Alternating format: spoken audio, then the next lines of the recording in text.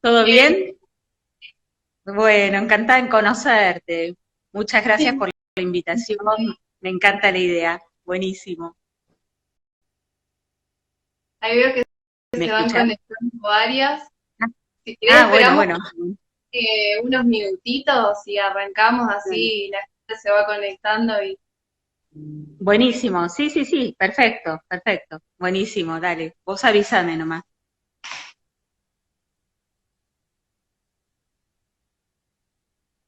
¿Vos bien? ¿Todo bien? bien, Por pasando la cuarentena. suerte. Ay, se hace largo, ¿eh? Sí, Difícil. bastante, igual ya acostumbrada. Ya estás acostumbrada, bueno, una ventaja, ¿viste? Que a la larga uno, tal cual. Mirá que estoy acomodando ahí, sosteniendo, digo, se me va a calambrar el brazo, pero vos lo tenés, vos lo estás sosteniendo tu celu, ¿cómo? No, lo apoyé en una botella, digamos, que encontré ahí. Bueno, buena idea, buena idea. No, yo buscaba, ponía una silla y se resbalaba, y decía, bueno, ya está, lo sostengo en la mano y listo. Pero bueno, vos ya estás más canchera porque tuviste varios, así que entonces no es tanta sorpresa, ya sabés la técnica.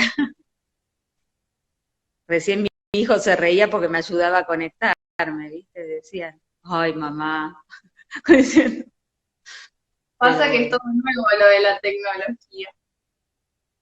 Sí, pero ustedes son jóvenes y están como más acostumbrados, pero para nosotros es un tema, te digo, haber convertido las materias en virtuales es terrible, para los que no estamos acostumbrados es un trabajo, sí, sí, te cuesta más que armar el material porque eso más, uno lo tiene más armado, pero subir cada cosa es un desquicio, ¿no?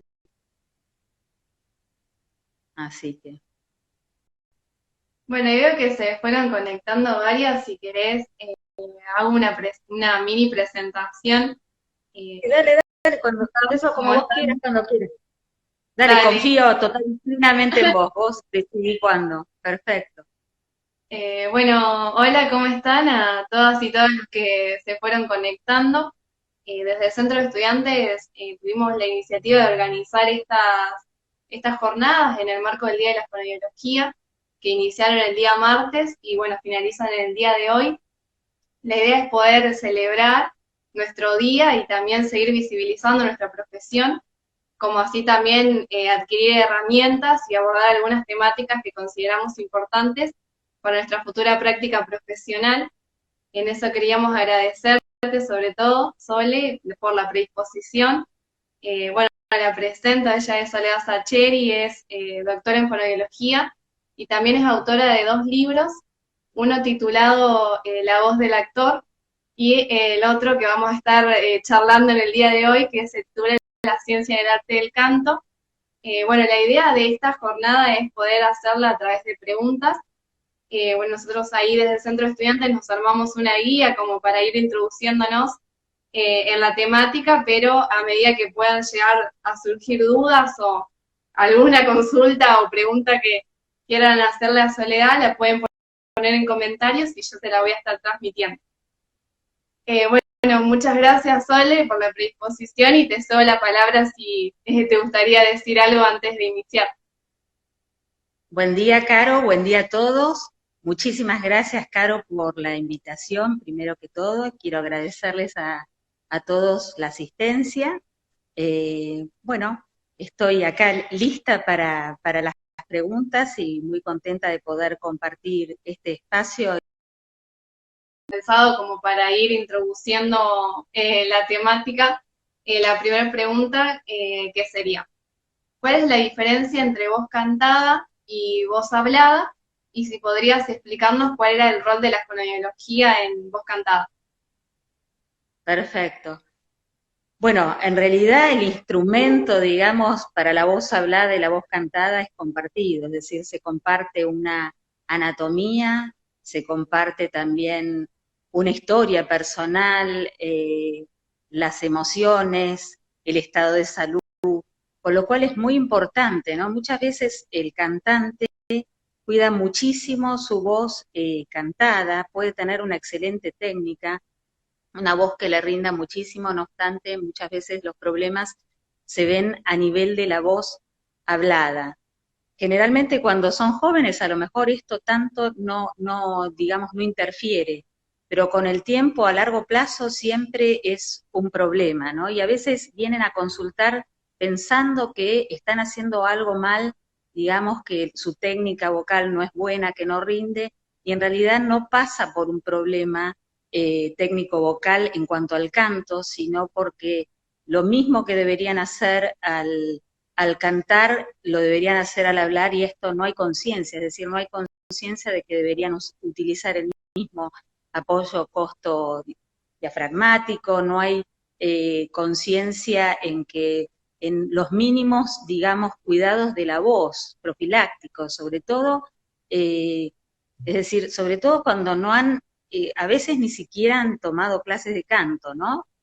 Se largan al ruedo sin demasiada preparación. Esto también es importante. Yo creo que la labor del fonoaudiólogo es, primero, digamos, por supuesto, la rehabilitación de la voz hablada, por supuesto, teniendo en cuenta las diferencias que hay entre la voz cantada y hablada, es decir, una de las diferencias principales quizás tiene que ver en el uso de los registros, ¿no es cierto? Normalmente en la voz hablada estamos permanentemente hablando en registro de pecho, registro modal, y hacemos unas pocas incursiones, sobre todo las mujeres, hacia el falsete, mientras que en la voz cantada permanentemente se está fluctuando de un registro a otro, ¿no? Incluso la voz a veces después de cantar, de vocalizar, queda colocada, digamos, de otra forma. Esto es muy importante, ¿no es cierto?, que señalar esas diferencias, ¿no? Como también por ejemplo, en cuanto al rango tonal, ¿no es cierto?, que tiene uno u otro, es decir, normalmente el rango tonal de la voz hablada es más o menos de una octava, unas entre 5, 6 o 7 notas, mientras que para el canto necesitamos como mínimo una octava y media para el canto popular o 2 octavas, y para el canto clásico no menos de 2 octavas y media o 3 octavas, ¿no? Es decir, todas estas cosas hacen a un cuidado diferente, ¿no? El fonoaudiólogo como rol tiene un cuidado, debe tener un cuidado especial, ¿no es cierto? En lo posible, además, trabajar siempre tratando de consensuar con el maestro de canto. Muchas veces se generan incluso como algunas disputas, ¿no?, entre lo que dijo el fonoaudiólogo y el maestro de canto. Es muy importante llegar a un acuerdo en la medida de lo que se pueda. Por supuesto, si uno siente que le están pidiendo una barbaridad, por supuesto va a intervenir y, y hacer algún señalamiento, pero muchas veces se genera como una competencia a ver quién da algo mejor, y esto es contraproducente, generan como mucha inseguridad en el paciente, es decir, nuestro paciente ya de por sí se siente afectado, siente que su voz no es la misma, teme no poder recuperarla a tiempo y en forma, ¿sí?, si va a volver a tener la misma voz,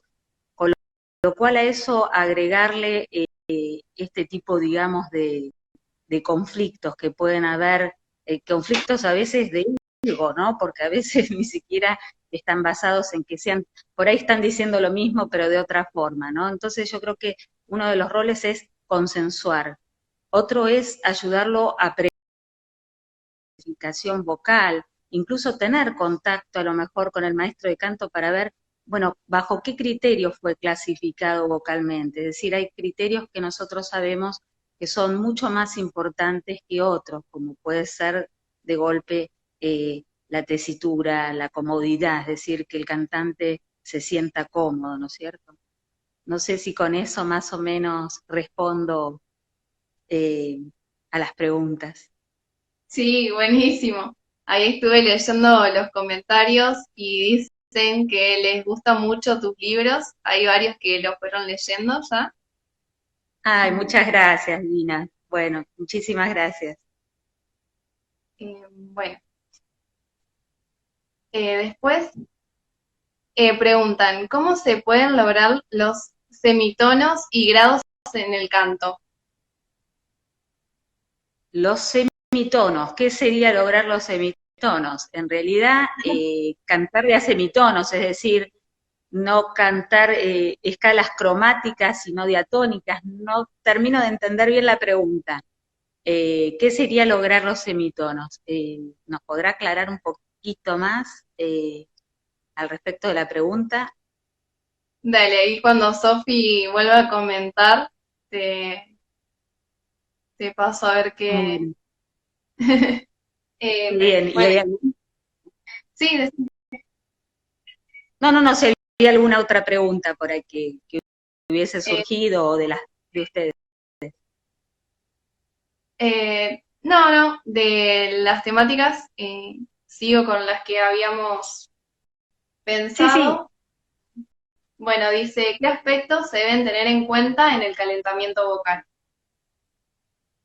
en el calentamiento vocal, digamos, lo que tenemos que tener en cuenta, primero la importancia, ¿no?, del calentamiento vocal, ¿no? Porque muchas veces, así como, digamos, es decir, a nosotros no nos parece extraño que cualquier deportista, ¿no es cierto?, un acróbata o bailarín caliente su musculatura, ¿no? Y sin embargo, el cantante muchas veces presciende, incluso en días que tiene actuaciones, es decir, tiene presentaciones en público y a veces dicen, no calenté mi voz. Es decir, el calentamiento vocal es esencial, no solo promueve el calentamiento, como decimos, de la musculatura, sino que a su vez permite una mejor aprovechamiento de la energía. Esto es fundamental, una mejor calidad tímbrica. Además le brinda confianza y seguridad al cantante, es decir, es muy feo llegar al momento en que uno tiene que cantar y no saber si la voz está o no está. Es decir, esto también es esencial para el cantante. Además, por supuesto, ayuda, mejora hasta el hecho de que en general se genera, sobre todo cuando hay mucosidad espesa, ayuda a disminuir la viscosidad de las secreciones mucosas, es decir, tiene muchísimas ventajas hacerlo, ¿no es cierto? En cuanto a cómo hacerlo, generalmente lo que es importante es que no sea un recorrido así sin pensar demasiado de ejercicios. Generalmente tiene que ser corto, no es lo mismo lo que es el entrenamiento vocal que lo que es el calentamiento vocal.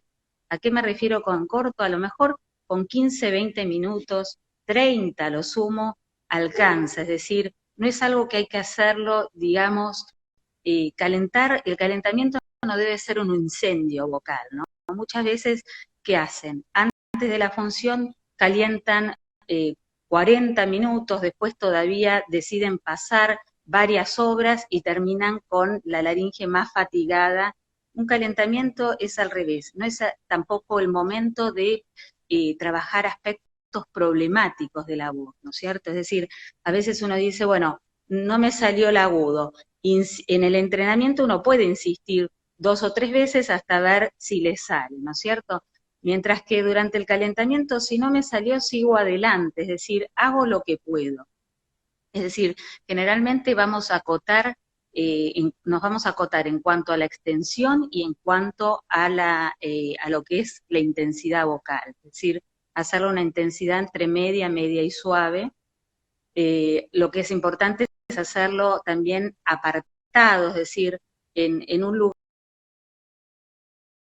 Cuando llego al teatro, entonces me pongo a vocalizar en el vestuario, resulta que estoy al lado de mis compañeros, ¿sí?, que también están vocalizando, al fin y al cabo parece como un cotorrerío donde uno está más que calentando, forzando la voz, ¿sí?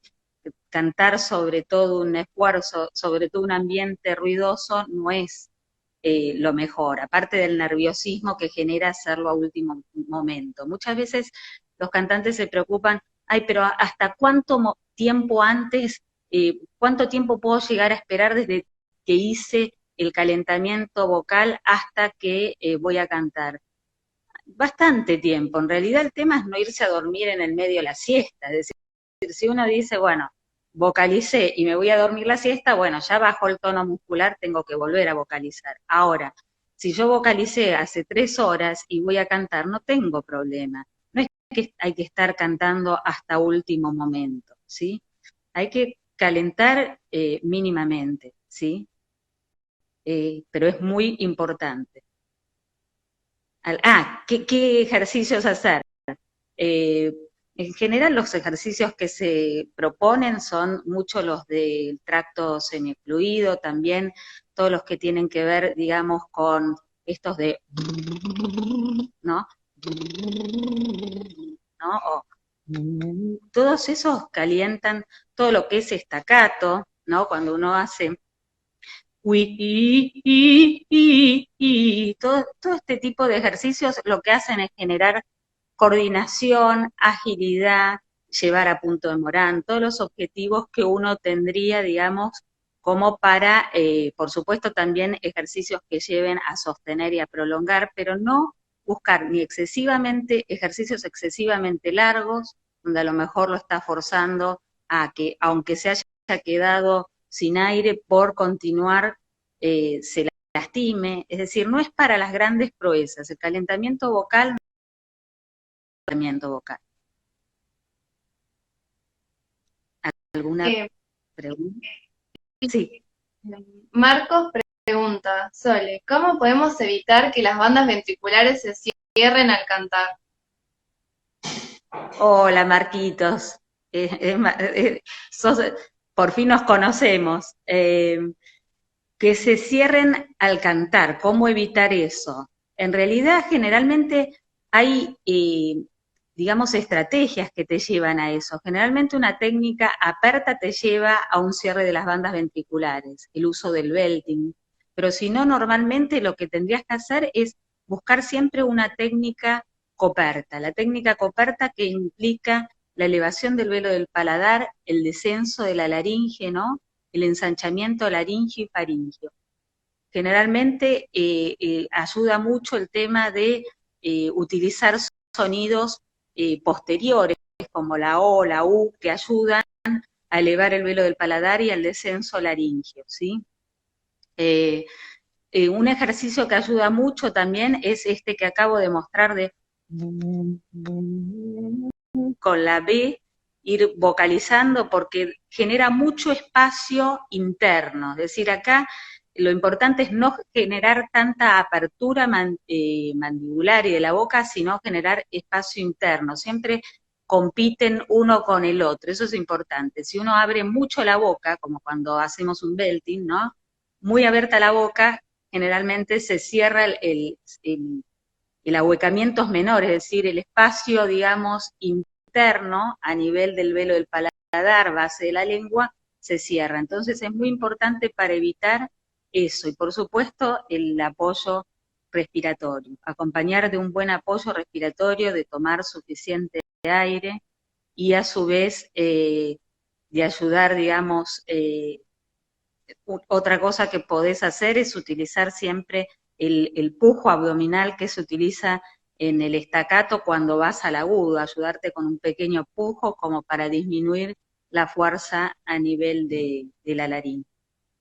No sé si con eso respondo o hay alguna otra pregunta al Eh, yo, respecto. iba, yo iba a agregar una porque justo nombraste lo del belting y justo tenía pensada la pregunta de qué era y si era nocivo.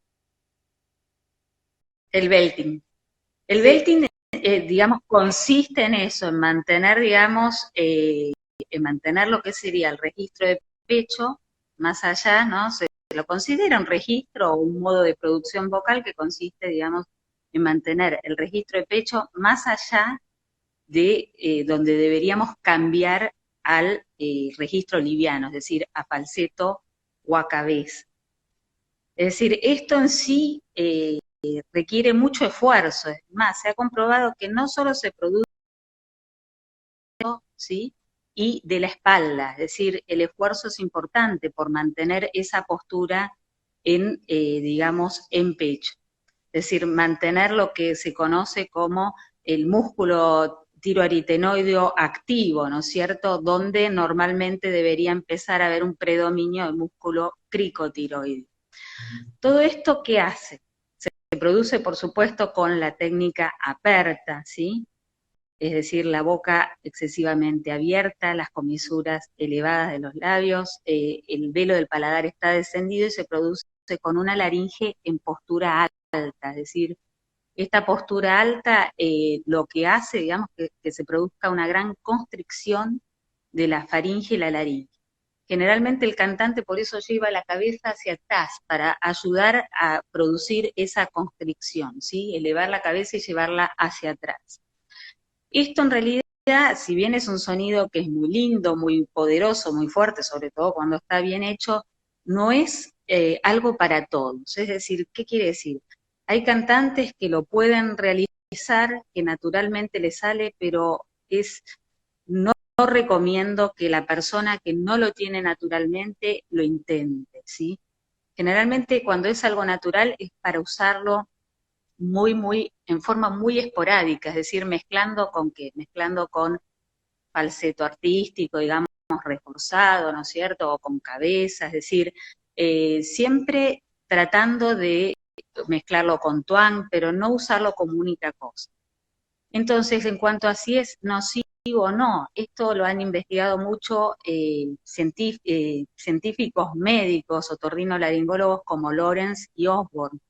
Ellos habían encontrado que la laringe de los Belters era similar a la laringe de los pacientes con hiperfunción, es decir, que presentaban nódulos, pólipos, también angioctasias, edemas, incluso hemorragias en algunos casos. Y entonces ellos se preguntaban por qué algunos cantantes eran capaces de a lo largo de toda su carrera haberlo utilizado sin haber tenido problema y otros no. Si esto era algo, digamos, nocivo en sí mismo o si tenía que ver con la técnica vocal. Y llegaron a la conclusión que, por supuesto, que tiene que ver, una buena técnica vocal siempre promueve a un mejor uso del belting, pero más allá de eso, tiene que ver con laringes, con una gran resistencia del aparato fonador, ¿no es cierto?, que pueden realizar el belting sin lastimarse, mientras que otras se lastiman. Con lo cual es algo para tener mucho cuidado, ¿sí?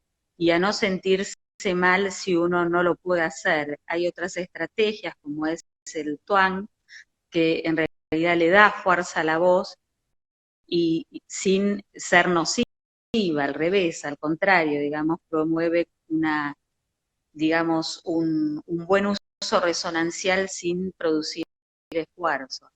En el caso de, digamos, además el belting se produce con un gran acercamiento glótica, gran resistencia glótica, etcétera. Es decir, indudablemente es peligroso. Es decir, generalmente cuando un paciente llega y tiene problemas, ahí sí deberíamos desaconsejarle el uso del belting, más allá de lo que implique, porque muchas veces es un cambio de estilo o de calidad tímbrica importante, ¿no? Que a veces el público lo acepta, no lo acepta, el representante, el mismo cantante, ¿no es cierto? Pero bueno, a veces hay que elegir en el camino, ¿no? Y yo creo que nosotros, sobre todo como fonoaudiólogos, siempre tenemos que priorizar la salud vocal por encima de lo que nos pueda gustar estéticamente, ¿no? Bueno, nombraste varias cosas que no, o sea, no tengo mucha idea de lo que es hablando, pero antes de seguir con eso, con las preguntas que teníamos planteadas, justo ahí Sofi respondió y dice, bueno, me explico. Hago clases de canto y con mi profesora practicamos los semitonos, pero a mí no me sale. Y dice si le podrías dar algún tip con tu experiencia que le pueda ayudar, digamos, a mejorar. Le cuesta menos cantar la insistencia, digamos, de ir probando semitono, lo que puede ir haciendo es ir subiendo y haciendo como una práctica sobre la misma escala, yendo de a un semitono, probar, ¿no? ¿No? Y ir probando de a poquito, pero en realidad tiene que ver con mucho la repetición, la paciencia, en realidad es mucho paciencia, perseverancia, y acostumbrados a no ir de a semitonos, sino justamente a utilizar más la escala eh, diatónica que cromática. Entonces, a veces es difícil porque no está adaptado el oído, pero bueno, se va haciendo la memoria en la medida que lo practique, pero no es que haya más secreto que practicarlo y hacerlo, digamos, ¿no? Y no dejar de insistir con ese tipo de ejercicios porque me cuestan, porque a veces uno dice, ay no, si me cuesta, termino eligiendo lo que me resulta más fácil, no, no deja de ser un desafío y es muy bueno que lo... Bueno, después Juli dice, hola desde Tucumán, ¿cómo desarrollar los formantes? Pregunta, me refiero a las vibraciones por detrás y arriba de la cabeza, si se quiere, en voces agudas. Hola, Juli, ¿cómo andás?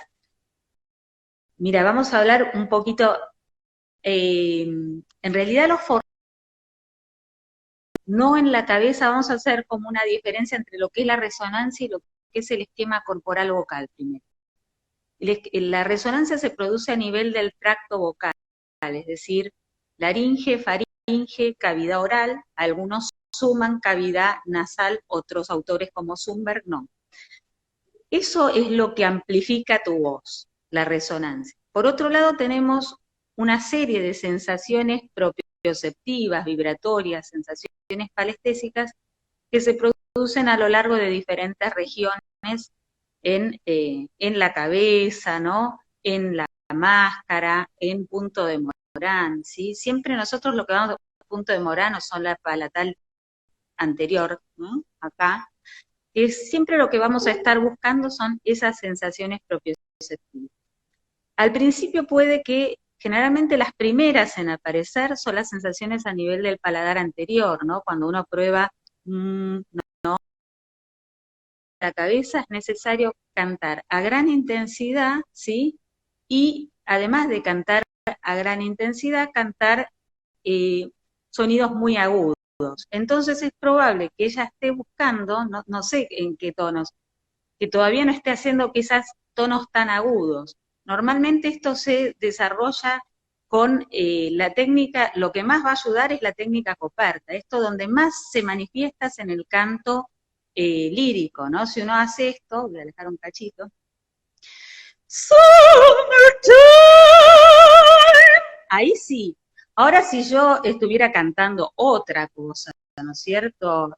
Un tango, quiero emborrachar mi corazón, yo ahí lo voy a sentir en esta zona, pero no en esta zona. A lo mejor tiene que ver con eso, no sé si respondo, pero la técnica coperta y un buen apoyo es lo que va a ayudar. Pero siempre se produce donde uno más va a sentir las sensaciones eufóricas y estas sensaciones a nivel de la cabeza va a ser en los tonos bastante agudos, ¿sí? Generalmente, por supuesto, dentro de lo que sería el extremo de lo que es el registro de cabeza y ya casi entrando a lo que sería el registro flauta, ¿no es cierto? Ahí sí, pero por ahí en los tonos medios y en los graves no, no se experimenta ahí, ¿sí? No sé si con eso más o menos respondo. Después vi varias preguntas en relación a lo que estuviste nombrando del Tuan. Yo antes de hacerte la pregunta que está ahí, que quisiera agregar si podrías explicarnos qué es y después a partir de eso ejercicios para poder entrenar. El tuan, bueno, el tuan en realidad es una producción que generalmente se da en el registro agudo, que es nasalizar, es lo que generalmente utiliza el cantante popular. ¿Por qué? Justamente para buscar salir un poco es como una forma de protegerse, ¿sí? Al igual que uno se protege con el canto coperto, en el canto clásico, en el canto popular, cuando se va al agudo, muchas veces se protege llevando hacia la nariz. I'm traveling light because my man has gone, ¿no? Se lleva un poco a la nariz, ¿sí? La sensación es como que se lleva a la nariz, no obstante se produce, lo que se comprobó es que si bien es parecida a la voz nasal, no, el sonido no sale por la boca, sino que sale por la nariz. Es un sonido que es muy saludable, es decir, no es nocivo, porque si bien se sabe que se produce con lo que es cierta constricción, ¿no? De lo que sería faringe, laringe, es decir, la técnica es parecida en algún punto a lo que sería la técnica Coperta, es decir, donde hay constricción, la laringe está un poquito más alta, eh, como ellos llevan, digamos, proyectan la lengua hacia atrás, de modo que esto hace que las bandas ventriculares no se aproximen como se aproximan, y esto reduce mucho el esfuerzo, es decir, reduce la fuerza que se realiza a nivel glótico y a nivel supraglótico, ¿sí? A nivel de las cuerdas vocales y por encima de ellas. Como ejercicios en general, todos los ejercicios que tienen que ver con uso de la M, ¿no? O si uno hace mam, na, na, na, na, na, na, na, ¿no? Y uno, na, es mucho, en general, fíjense que en el idioma, digamos, inglés, el norteamericano, generalmente habla así. I thought it was, ¿no? Tiende a nasalizar. Bueno, ellos ya son twang, es más, el twang ellos lo tienen muy característico dentro del folk americano. Eso para escuchar ejemplos, o por ahí Shania Twain tenemos, ¿no? Generalmente es mucho con estos ejercicios también de boca que usa con en realidad uno está llevando a nasalizar. ¿Qué es lo que pasa? Hay gente que rechaza esa nasalización, ¿no es cierto? Por ahí estéticamente no a todos les gusta, pero es otra forma de protegerse dentro de lo que es el canto popular sin ir eso o la técnica semicoperta, digamos, donde uno cubre, ¿sí? Eleva el velo del paladar y desciende un poco la laringe, pero no tanto como en el canto clásico. Em, ¿Está ahí más o menos? sí, sí. ¿Ayudo con Después, eso? sí. Después, Gina pregunta, ¿cómo trabajarías el enfriamiento vocal con un cantante que tenga que usar belting y tuan constantemente en sus repertorios? Uh-huh. Yo les cuento con respecto yo no estoy muy de acuerdo con el enfriamiento vocal activo, ¿sí? Hay dos tipos de enfriamiento vocal. Primero el objetivo, ¿no? El objetivo del enfriamiento vocal es volver a la postura, digamos, física y vocal característica, ¿sí?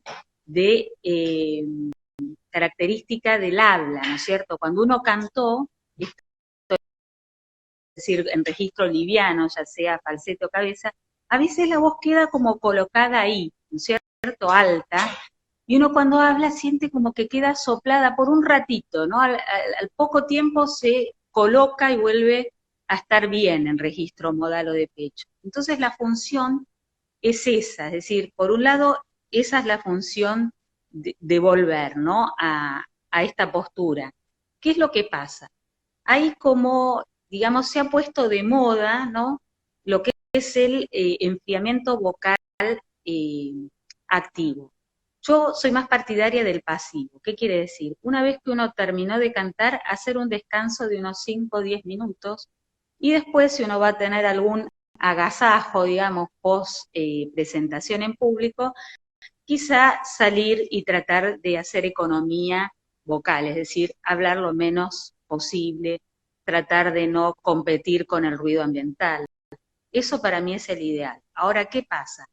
Hay quienes consideran, digamos, ¿no? Autores que dicen que, bueno, al haber acumulación de ácido láctico, como se produce después de un entrenamiento intenso muscular en cualquier aspecto, ya sea tanto en gimnasia, en deporte, ¿no? Al quedar esa acumulación, dicen que no es bueno digamos, hacer un corte, ¿no? De actividad eh, abrupto. Entonces, ¿qué es lo que recomiendan? No hacer un corte abrupto y entonces justamente hacer esto. Por ejemplo, movimientos de cuello, ¿no es cierto? Bostezos, con eso yo estoy de acuerdo, pero después además recomiendan lo que es eh, glissando, ¿no? Descendente, ¿no? O por ejemplo, escalas ascendentes o descendentes, sobre todo las descendentes. Ah, ¿no? O por ejemplo, la salmodia, que ustedes seguro la conocen muy bien, que es la repetición sobre un tono. ¿no? Y uno mantiene. Enero, febrero, bueno, todo eso es lo que se recomienda normalmente. Yo lo que quisiera agregar es que yo no estoy del todo de acuerdo con eso, porque considero que con una laringe agotada, ¿no? A veces las funciones duran una hora y media. Cuando la laringe está fatigada, sumarle más ejercitación durante 5, 10 minutos para mí no, es decir, yo considero cada uno, digamos, eh, piensa distinto, cada maestrito con su librito, pero no, yo no lo utilizo en mí y tampoco es algo que estimulo en mis alumnos o en mis pacientes, ¿sí? El tema de decir, bueno, cortar con la actividad, sí, por ahí los bostezos, los movimientos de cuello para aflojar, lo que sí recomiendo, para volver a esto de qué pasa con el belting y el twang, vuelvo a repetir, no es nocivo, así que no habría problema. En el caso del belting siempre para preservarse es, si uno lo va a hacer, asegurarse siempre haber calentado bien la voz, tomar mucho líquido, es decir, hidratarse mucho con agua, y a su vez mezclarlo con otros registros, es decir, con falsete, cabeza, con tuan, con legit, que es típico de la novicia rebelde, ¿no?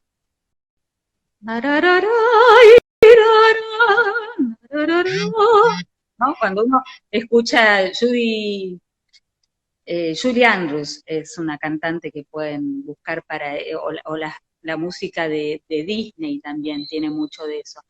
Es importante, digamos, cuando uno mezcla, es probable que no sea tan nocivo, ¿no es cierto? Ahora, si uno utiliza permanentemente, como era el caso de Liza Minnelli, que a mí me encanta, ojo, pero ella permanentemente usaba el belting y a la larga eso se le nota, es decir, uno nota el uso repetido de la voz de pecho en un rango donde no es saludable, ¿sí? No sé si con eso más o menos Sí. responde a la pregunta. Después, otra pregunta dice si podrías explicar la diferencia entre falsete y voz de cabeza. La diferencia entre falsete y voz de cabeza. Es una diferencia importante. Primero vamos a hablar de él con respecto al falsete no entrenado, ¿no? Porque hay un falsete artístico que podríamos decirle artístico o falsete reforzado. Pero cuando hablamos del falsete normal, ese que utilizamos nosotros cuando hablamos así, ¿no? Hay muchísima diferencia, ¿no es cierto? El falsete generalmente es una voz débil, soplada, ¿sí? Contrariamente, la voz de cabeza es lo que uno de los, digamos, logros más difíciles sobre todo para el hombre, ¿no es cierto? Para la mujer es prácticamente natural poder pasar a la voz de cabeza, pero, es decir, a la voz del falsete y reforzarla fácilmente. Para el hombre no tanto, ¿sí? Para poder salir y pasar a lo que es la voz de cabeza, porque esto hay que ver que muchos autores hay distintas formas de conceptualizar la voz de cabeza. Dentro del canto clásico es uno de las proezas más difíciles de lograr. ¿Por qué? Que la voz no pierda cuerpo, es decir, que parezca una voz de pecho, pero que pueda alivianar. Esto tiene que ver mucho además con el uso del repertorio que hay. Generalmente el cantante clásico, eh, cuando hace repertorio dramático o cuando hace repertorio dramático, por ejemplo, Verdi, Wagner, o veristas como Puccini, Leoncavallo, Mascagni, ahí utilizan la voz de pecho, ¿sí? Mientras que cuando hacen todo lo que tiene que ver con coloratura, bel canto, como son Rossini, Donizetti, Bellini, o autores como Mozart, utilizan la voz de cabeza. La voz de cabeza, en contraposición, digamos, es una voz con lo que sería el falsete, que tiene cuerpo. Es una voz que hace un mejor aprovechamiento de la energía acústica. ¿Por qué? Porque se produce un cierre de las cuerdas vocales similar, es decir, es un cierre completo, similar al que se produce en el registro de pecho. No obstante, el músculo que predomina es el cricotiroides, es decir, se hace el pasaje, pasa a, digamos, no es que el que predomina es el tiro aritenoideo como en la voz de pecho, pero ¿qué es lo que pasa? ¿Por qué logra un cierre, digamos, mejor? Porque actúan también los constrictores, digamos, o músculos aductores como el interaritenoideo, ¿sí? Como también el tiro aritenoideo, pero, digamos, no la porción vocal, sino la muscular. Todo eso ayuda a un mejor cierre, un mejor aprovechamiento y a una voz con mayor calidad. Generalmente la voz de cabeza se caracteriza por eso, por una técnica coperta, mientras que el falsete se da mucho. La voz de cabeza puede tener un rendimiento hasta 120 y 130 decibeles, es decir, llegando a lo que ustedes conocen, ustedes son fonoaudiólogos, como umbral doloroso, es decir, un cantante clásico para poder cantar por encima de una orquesta de 100 músicos, de 100 instrumentos, y en salas de hasta 60.000 metros cúbicos, necesita cantar a 130 decibeles porque no tiene amplificación como el cantante popular. Entonces sí o sí necesita de esa voz de cabeza. Después está lo que nosotros conocemos como falsete o falsete reforzado, que es lo que utiliza el cantante popular. Generalmente no, yo no considero que sea cabeza, para mí cabeza es cuando es muy cubierto, es decir, es más un patrimonio del cantante clásico. Para mí lo que hace el cantante popular es falsete reforzado, que tiene una gran calidad, pero sí o sí necesita ser amplificado. Generalmente no sobrepasa los 80, 90, 90 Hz, 90 decibeles, perdón. Es, tiene una calidad excelente, ¿no? Es decir, no es que tenga más calidad lo que hace el cantante clásico que lo que hace el cantante popular, para nada. Las calidades son tan buena una como otra. No obstante, la diferencia es que no es tan, al no cubrir tanto, no es tan exagerado. Es decir, es como si yo quisiera cantar un tango y hiciera caminito que el tiempo borrado, uno diría, y no es lo que estoy esperando, porque está excesivamente cubierto, ¿sí? Entonces uno ahí utiliza otra cosa, ¿sí? Utiliza o la voz de pecho o utiliza un falsete, ¿no es cierto? Si uno hace If I should stay, I would on, ¿no? No es lo mismo. If I... Se entiende que la diferencia pasa por ahí, digamos, ¿no es cierto? Por no estar cubriendo demasiado, es decir, no es lindo dentro del canto popular una técnica excesivamente coperta. Yo, digamos, coincido con los autores que van con la línea que la voz voz de cabeza o registro de cabeza es la que utiliza el canto clásico, y la voz de falsete reforzado, falsete artístico, es la que utiliza el cantante popular. Y son fantásticas ambas. ¿Hay una pregunta ahí? No, hubo una interferencia. No. Yo soy muy novata en estos, ¿cómo se llama?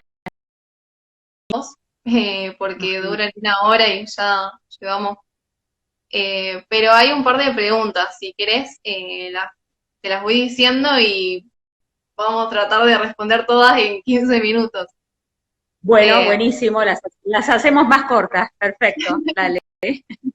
Bueno, Irene pregunta, ¿podrías dar sugerencias para trabajar los tonos sobreagudos? ¿Hay mucho riesgo de producir lesiones?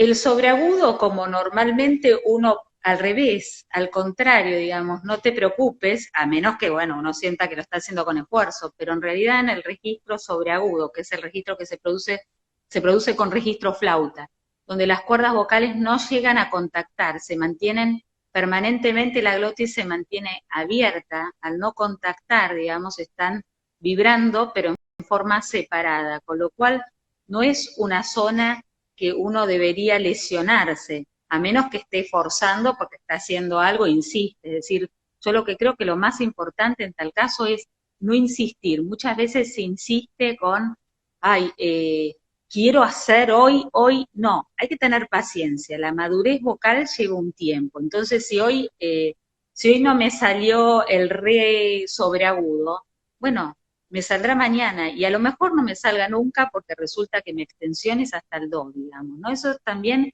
es ser cuidadoso y cauteloso hasta dónde llegan las posibilidades de uno. Es decir, yo sé que nunca voy a llegar al mi sobreagudo. Sé que mi extensión llega hasta el re como a lo sumo y no lo tengo todos los días. Hay días que llego hasta el do y días que llego hasta el re. Y esto uno tiene que ser muy consciente de eso. Generalmente lo que te conviene, Irene, es hacer escalas, arpegios grandes, digamos, de octava, de décima y ligero. Es más fácil con darle velocidad como para llegar. Fíjate, probá con la U y cuando la U porque te va a ayudar a redondear, siempre cubriendo, ayudándote también con un pujo desde el abdomen cuando llega la zona de la nota más aguda, con un agudo, y lo que vas a hacer siempre es, cuando está llegando el agudo, vas a sonreír más y convertirlo en una A. Acuérdense siempre que cuanto más agudo vamos ya, todo sonido se transforma en un híbrido de A con U, A con O, pero no se puede pronunciar una U en el sobreagudo, ¿sí? Bien, Eh, ¿otra bueno, pregunta? otra pregunta dice, ¿podrías contar sobre el uso del vibrato? El uso del vibrato. Bueno, el uso del vibrato es esencial, sobre todo en el canto clásico. Es algo que aparece como consecuencia de un buen entrenamiento vocal. Es cuando la laringe se libera, digamos, se flexibiliza. No es algo que hay que imitar. Muchas veces se imita y entonces hacen movimientos con el abdomen para ver si lo logran y entonces uno cae en lo que se llama la voz de cabra, voz caprina, ¿no? ¿No? Eso no es lo mismo. Ahora, cuando uno logra un verdadero vibrato, es decir, un vibrato saludable, eso es fantástico porque permite, digamos, no solo que el vibrato nos ayuda a disimular pequeñas imperfecciones en la afinación, por eso cuando uno escucha la voz de un principiante sin vibrato, puede sentir como cierta falta de musicalidad, ¿no? Como si no fuera afinado y uno dice, afina, pero en realidad le falta justeza, le falta musicalidad. Eso tiene que ver con la rigidez de la voz. Con lo cual, ¿qué aconsejar? Generalmente los ejercicios de trino, ¿no? Cuando uno va repitiendo entre dos notas, trinos de semitonos, ¿no? Uno va probando hasta hacerlo cada vez más rápido. O, por ejemplo, todos los que es ejercicios de agilidad, de staccato, todo lo que haga agilidad va a promover vibrato. El vibrato generalmente tiene que aparecer en el agudo, con lo cual también a veces tratar de hacer escalas rápidas donde sostengo el agudo y vuelvo, pero sin apurar y tener paciencia. Puede tardar 2 años, 3 años, o puede venir mucho antes. Es decir, no es que depende de cada uno y uno tiene que tenerse paciencia, quererse y saber que va a llegar, que si uno está haciendo las cosas bien, va a llegar. Bueno, después Has pregunta si podrías explicar la voz mixta. La voz mixta. Bueno, la voz mixta en realidad es cuando se mezclan justamente las características de la voz de pecho y la voz de falsete o o el registro de cabeza. La voz de mixta en realidad es algo que no todos tienen la facilidad y la tienen. Generalmente cuando aparece es prácticamente, uno siente como si no pasara, ¿sí?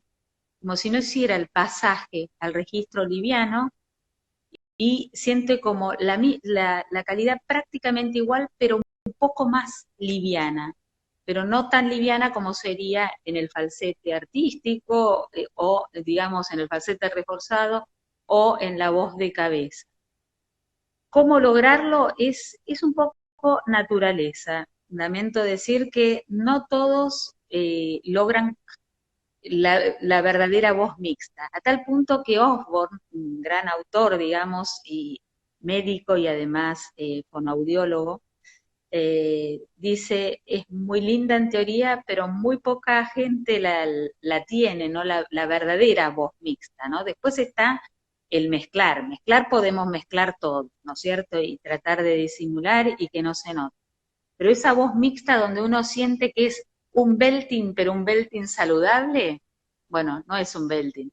Esa es la voz mixta, cuando uno dice, wow, qué belting, porque en realidad lo hace, pero no siento que hiciera esfuerzo, es decir, no me duele la garganta al escucharlo, porque si no, cuando uno escucha un belting, aunque le guste, así sea el mejor belting del mundo, que uno de los mejores para mí son los de Cristina Aguilera y los de Celine Dion, pero así todo uno dice, qué dolor, ¿no? Uno siente que caminan por la cuerda floja. No, la voz mixta, uno no siente eso. Otra cosa es la voz, la voz mixta, esa es, ya es otra cosa, a lo mejor se refieren a eso que es dentro del canto clásico, ¿no es cierto? Donde también se mezcla, ahí sí es más sencillo que en el canto popular, ¿sí? Lo de la voz mixta.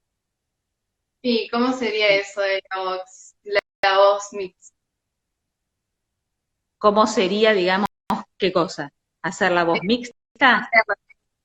¿Un ejemplo cantado? Sí, ahora en realidad yo la voz tan mixta no la tengo. Yo considero que en mí se nota la diferencia, por eso les digo, hay, si es a la voz mixta a la que yo me refiero, no es, una cosa es mezclar. Uno cuando mezcla, sí, mezcla, pero otra cosa es esa voz mixta que parece un belting y no lo es. Yo me refiero a esa como voz mixta. Ahora si es la voix mixta, la que aparece en la ópera, es, digamos, más, a ver, giunse al fin il momento che cobrò senza affanno in braccio alido il mio. Es eso, pero si no después, por ejemplo, ¿no? Si uno digamos, lo popular, y a pesar de estar ahora aquí, soy del pueblo y jamás lo podré olvidar. Ahí, eso también es voz mixta, pero digamos, pero ya en un rango más agudo, en el rango que pertenece al belting se las debo porque no llego. Ahí no llego a hacerla mixta, realmente mixta. Yo siento que es una voz en lo popular de falsete reforzado y en lo clásico, digamos, de una voz de una boa mixta. Bueno, nos quedan 5 minutos nada más, pero antes de que se nos corte el vivo, quería agradecerte nuevamente. Muchas gracias por todas las herramientas que nos estuviste brindando en estos pocos minutos. Y bueno, Bueno, esperamos poder organizar más adelante, si la situación lo permite, alguna otra jornada presencial o bueno, si no, por estos medios. me encanta, bueno, me encantó la invitación, te agradezco un montón, sos una amorosa, así que la pasé muy bien, agradezco también a toda la audiencia, las preguntas muy, muy interesantes, así que bueno, les quiero mandar un beso muy grande a todos y a cuidarnos en esta cuarentena, a ponerle ánimo y todo, que estemos todos muy bien y les mando un beso muy grande ¿Sabes qué te quería preguntar con respecto a esto? ¿Queda grabado? Porque me preguntaban a algunos alumnos y quisiera saber si queda grabado en algún lado. Sí, nosotros grabamos la pantalla y lo subimos a nuestro canal de YouTube, así lo pueden ver cuando deseen y no solamente en las 24 horas que te permite el vivo de Instagram. Y el canal es Aldefono, ¿es? Eh, Sí, Alde Fonobiología es el canal de YouTube. Buenísimo, buenísimo. Bueno, mil gracias y bueno, un beso grande para todos y muchas gracias por haberme invitado, muchas gracias a todos por participar y muy interesantes las preguntas. Seguimos en contacto. Gracias.